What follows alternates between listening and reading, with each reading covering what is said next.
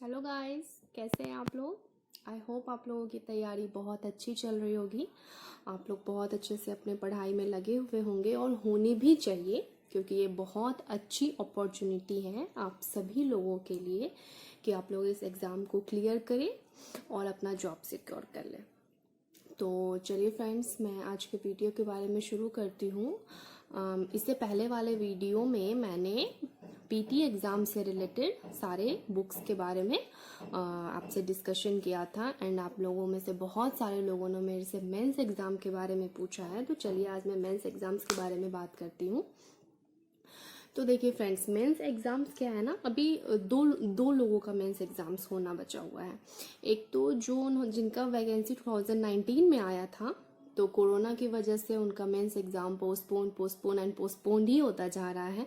तो वो कभी भी हो सकता है एंड नाउ आप देख ही रहे हैं कि हर चीज़ रेगुलर फॉर्म में आना शुरू हो गया है। एंड सेकेंड जो मेंस एग्ज़ाम है वो तो पहले आपको पीटी क्लियर करने के बाद जो मेंस एग्ज़ाम देना है उनके लिए, तो दोनों के लिए ही बहुत बेनिफिशियल है। एंड बुक्स के बारे में से जानने से पहले आपसे मैं उसके सिलेबस और जो उसका पैटर्न है, किस तरीके से एग्ज़ाम में पेपर्स आते हैं, इस पे डिस्कशन कर लेते हैं। तो आप सभी को पता होगा कि पीटी क्वालिफाई करने के बाद जो हम मेंस एग्ज़ाम्स देते हैं, जैसे कि इस बार अराउंड 50,000 स्टूडेंट्स मेंस का एक पेपर दे रहे हैं। तो उसमें क्या होता है कि हमारे दो पेपर होते हैं। एक हिंदी का पेपर होता है एंड जो दूसरा होता है उसमें हमारा जीके, जीएस, रीजनिंग, मैथ्स सब कुछ इंक्लूडेड होता है। जो पहले हिंदी की बात करते हैं, जो हमारा हिंदी का पेपर होता है वो क्वालिफाइंग नेचर का होता है। मीन्स आपके मेरिट में हिंदी पेपर का मार्क्स ऐड नहीं होता है, ठीक है। सिर्फ वो क्वालिफाइंग नेचर का होता है, लेकिन उसको उतना ही एसेंशियल या आप नेसेसरी मान सकते हैं जितना कि जीके जीएस का पेपर है। क्यों? क्योंकि जब तक आप हिंदी का पेपर क्वालिफाई नहीं करते हैं, आपका जो दूसरा पेपर है जीके जीएस का, जिसके बेसिस पे आपका मेरिट बनना है, वो चेक ही नहीं होता है। यानी कि हिंदी क्वालिफाई करना भी आपके लिए उतना ही इम्पोर्टेंट है। अब चलिए, हिंदी क्वालिफाइंग क्या है वो भी मैं आपको बता देती हूँ। टोटल नंबर ऑफ क्वेश्चंस 100 होते हैं, जिसमें से आपको मिनिमम 30 तो स्कोर करने ही करने हैं, नेगेटिव मार्किंग हटा के। ठीक है, ये नहीं कि आपने 30 कर लिया और उससे ज़्यादा नेगेटिव हो गया तो और लेस हो गया, आप ऐसा नहीं होना चाहिए। नेगेटिव मार्किंग हटा के आपको 30 यानी कि 60 मार्क्स तो स्कोर करने ही करने हैं किसी भी हालत में। अब जो हमारा दूसरा पेपर है वो भी उसी तरीके से है, उसमें भी हमारे 100 क्वेश्चंस होते हैं एंड वो 200 मार्क्स के होते हैं।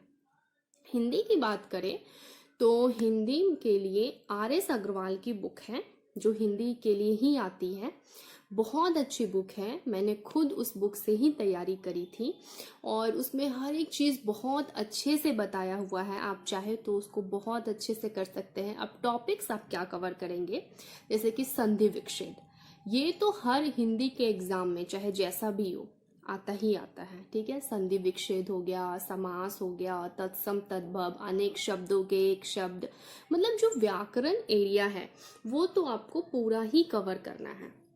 इस तरीके के जो भी है, संज्ञा है, सर्वनाम है, क्रिया है, विशेषण है, ये सारा आप उस आर.एस. अग्रवाल की बुक से पढ़ लेंगे। प्रतियोगी परीक्षाओं के लिए ही वो आता है, तो इससे आपका हिंदी कवर हो जाएगा।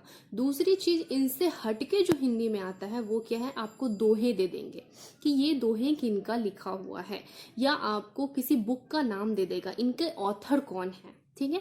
तो वो सब आपको पता होने चाहिए, वो एक्स्ट्रा पॉइंट्स हो जाता है। बाकी व्याकरण आपको आर.एस. अग्रवाल से पूरा कवर हो जाएगा। और दोहे और ये सब के लिए आप अलग से कुछ भी सर्च करके बुक्स के नाम या कुछ दोहे वगैरह आप कर लें तो इतना बहुत इजीली हो जाता है और आप क्वालिफाई आराम से हो सकते हैं। कोई बहुत बड़ी चीज़ नहीं है हिंदी, बस आप आर.एस. अग्रवाल कर ले, बहुत आराम से आपका हो जाएगा। चलिए अब चलते हैं नेक्स्ट पेपर के बारे में।